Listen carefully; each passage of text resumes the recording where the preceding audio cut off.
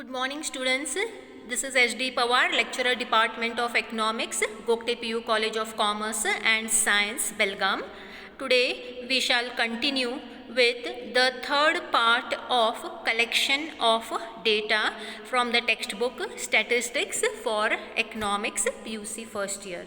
In the first in the previous part we have seen what is the meaning of survey, that is it is an enquiry conducted about the population. That it may be regarding an individual or it may be regarding a product. The data collected through enquiry is called an survey. Then we have seen there are two kinds of surveys, that is census survey and sample survey. Then census survey, you have seen it is a list of information, it is a detailed information collected by the government of India regarding the entire population, that is all the demographic features, and once in 10 years it takes a lot of money, labor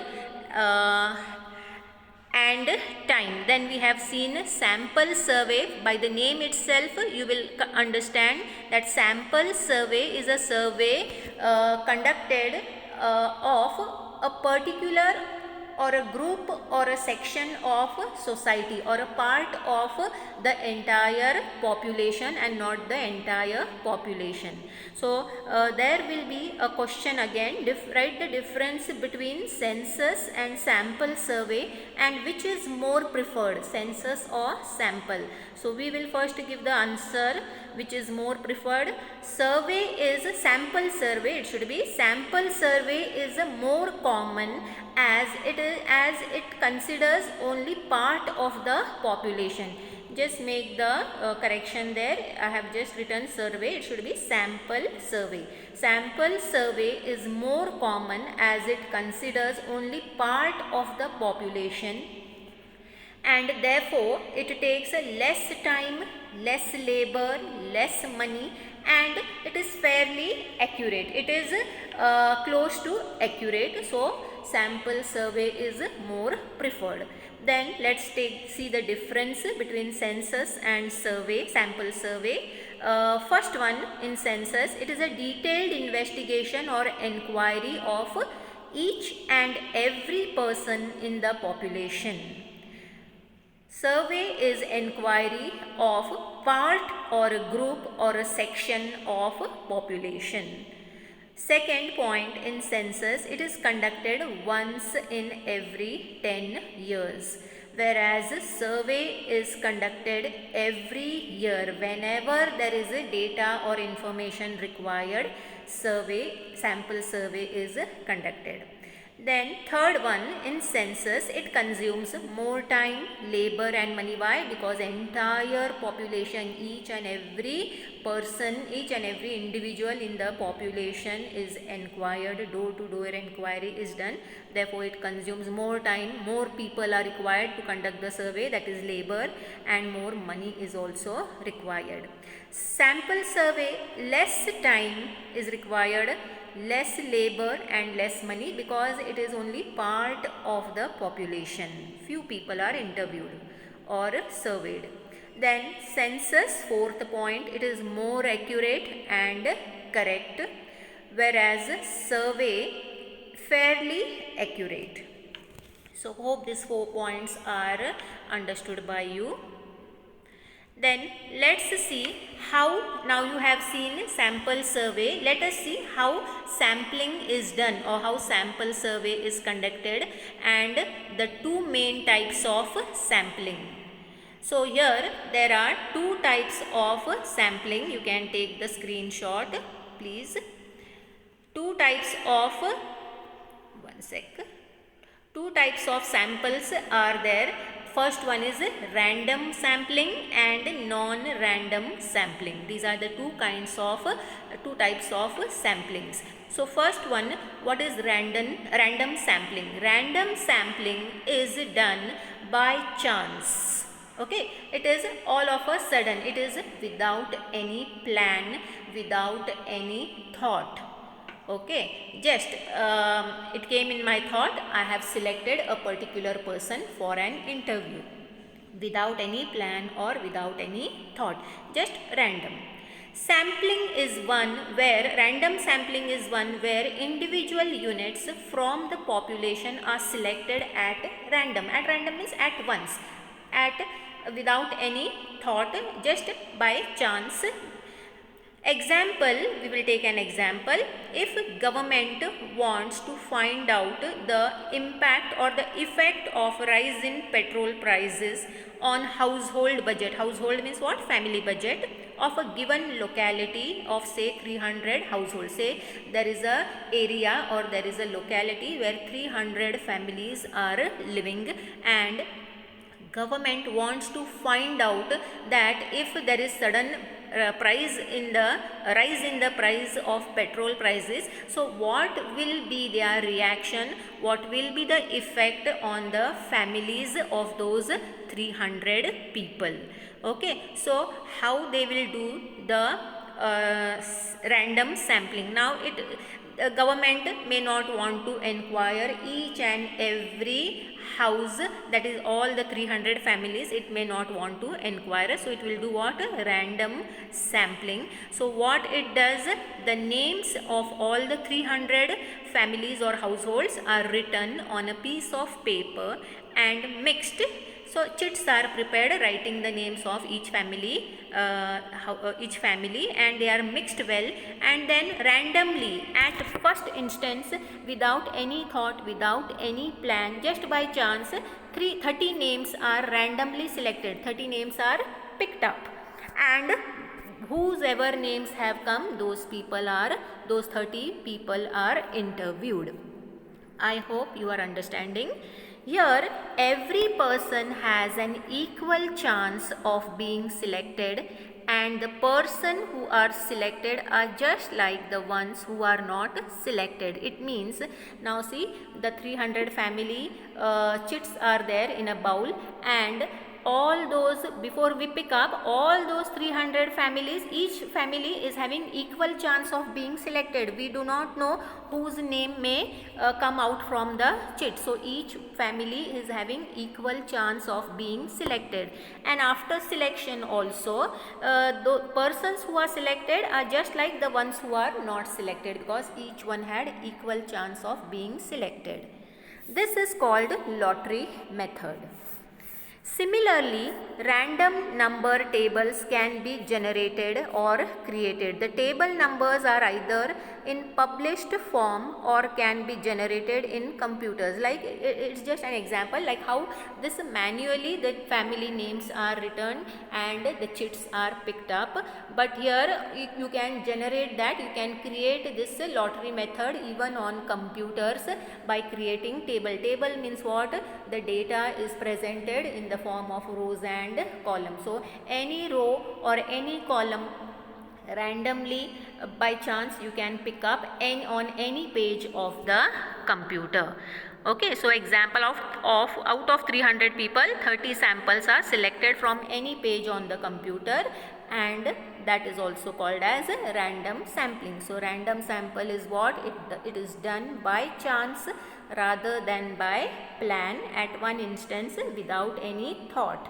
Okay, then let's see what is non-random sampling.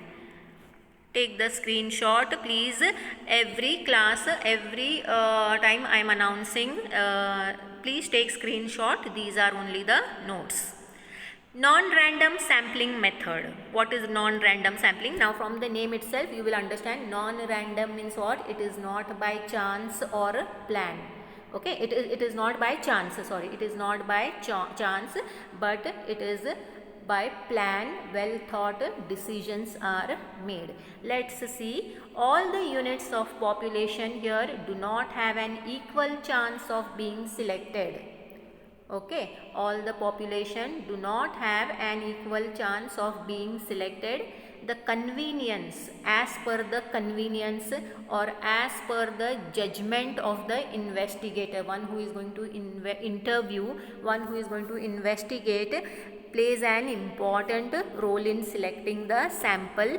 He will select a sample according to his convenience. Now say there may be option of 2 localities for him. He may select an locality according to his convenience. He may find one locality close to him where he may go and interview. He may not select a far off locality. So it is as per convenience. As per judgment or bias.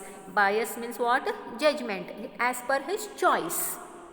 Okay, he will select the people according to his choice, according to his purpose of interview. Now say purpose of interview means, now say a company who is who wants to produce a new car. For example, just assume a company wants to produce a new car and it wants to know what it has already produced, and it wants to know what changes or what are the likes or dislikes of the people who are going to buy that car. So the purpose is to know what should be added in the what new features should be added to the car.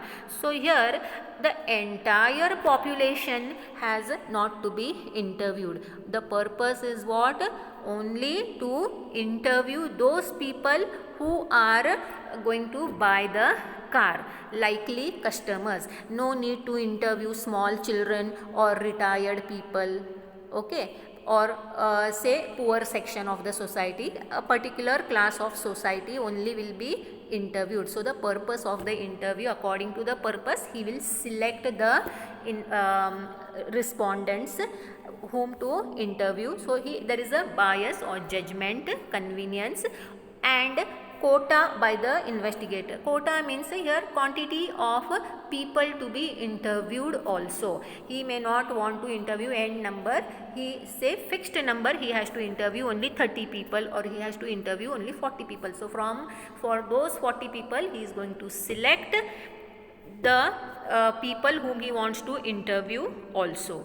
So here it is non-random, means all the people do not have equal chance of being selected, and it depends on the convenience, on the bias, on the purpose and quantity that is given by the investigator. I hope you are understanding this. Now let's see that now when there is going to be interview conducted, there are going to be errors. Errors means what? Mistakes. Mistakes are going to happen. So here errors are also of two types. Two methods of sampling are random sampling, non-random sampling. Then the errors are also going to be of two types, that is sampling errors and non-sampling errors. Let's see what is sampling error. The purpose of a sample is to take an estimate. Estimate means what? A judgment or a calculation of the population. Just a part of the population is interviewed out of the entire population, and just one calculation, एक अंदाज लेना होता है पूरे population का. A judgement of the entire population has to be got, and therefore sampling error refers to the difference between the sample estimate. The sample estimate means what sample we have taken and the actual value of the characteristics of the population. Sampling error is equals to what? Then actual value minus the estimate value. This you will understand with the help of an example only, which I will explain here. Now these sampling errors are possible to reduce. Okay, it is possible to reduce the quantity or the magnitude of sampling error by taking a larger sample. Now say there are 100 people in a society, in a area there are 100 people, and if a sample of only 30 people is selected, then there may be some error. Okay, means what estimate or calculation or judgment has been made out of those 30 people, that may not come true. So how this error can be come out? By increasing the size of the sample. That where 100 people are there, where you have taken 30 people as a sample, you can take 50 people as a sample. You can increase the area of your sample. Example, say now, example, income of 5 people in a locality. Say there are 5 people living in a locality. For explanation purpose, we have taken, say there is a society where there are 5 people living, and their incomes are 500, 550, 600, 650, 700. So the total income becomes how much? 3000 rupees. When you add the income of 5 people, you will get 3000. And when you want to know the average income, overall income, then you divide it by 5 members, you get 600. We say 600 is the average income. See, some are getting 500, some are getting 550, some are getting 600, some are getting 650, and some are one is getting 700. But average income, if you want to know of those 5 people, you will add all the 5 incomes, divide by the 5 members, then you say average income is 600. Now the sample here, if we want to take a sample, here we have taken sample of only 2 people. Say one is 500 and one is 600. So when you add 500 plus 600, you get 1100. We have taken sample of 2, so divided by 2, and we say 500 is the average income. Okay, here average income has come 600 of the entire 5 people, but when you take a sample, it is coming to 500. So there is a lot of difference between 600 and 500. So this error can be overcome if we take a larger sample. That is, if we take sample of 3 people, that is 500 plus 600 plus 650 divided by 3, we get 1750 divided by 3, we get what? 550. So this error can be reduced. So that much difference will be there only. So but from 100 to 50 the error has been reduced to. So sampling errors can be reduced, and how do we find the sampling errors? Actual value minus the estimated sample value, and this sampling error can be reduced by increasing the size of the sample. So I hope you have followed this much, and for today this is sufficient. Thank you.